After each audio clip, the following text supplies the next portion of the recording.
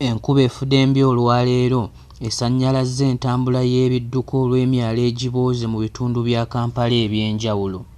Ku luguudo Sir Apollo, amazzi ganjadde ekireeseewo akasoobo mu ntambula olw'okutya okugwa mu binnya ebiri mu luguudo luno. Embeera y'emu etuuseewo ne ku Salama Road nga wano nno loole ekika kya Kanta ng'eno ebadde etisse emiti ekwamidde mu kimu ku biwompogoma mu luguudo luno ekiwalirizza abatuuze okwekolamu omulimu ne basima emipiira esobole okuvaayo. Ekisinga okwennyamiza luno lwe luguudo olutuusa abalwadde mu Mulago National Referral Hospital ekiruddu. Omusolo mungi oguva mu bantu ate saavisi eziddayo olumu ne ziba ntono. Nera saavisi olumu abantu ze babasuubira ziba enguudo. Naye ogenda okuwulira ate ng'olumu enguudo bakontrakita be twaziwa era bazidduseeko olumu ng'okufuna ne okugamba okuyisaawo ba ne bureaucracy ey'okukola enguudo kitwala process nene. Wakati nga twogera ku nsonga z'enguudo ezigenda okukolebwa ssaawa zino okubanga contract baba designing okuva mu 2017 naye nga tuli mu 2023 naye nga ogenda ku ground even okugamba 10% tenatandika. Ng'era wano abatuuze bagamba nti emmotoka ezitambuza abalwadde zitaataaganyizibwa nnyo okubatuusa mu ddwaliro. Abatuuze bongeddeko nti batawaanyizibwa nnyo mu ntambuza y'emirimu kabibeere ebiseera bya nkuba oba bya musana. Era wano we basabidde bekikwatako nti oba kitegeeza kulya nguzi bagire naye babataasa embeera y'oluguudo olubafuukidde akayinja mu ngatto.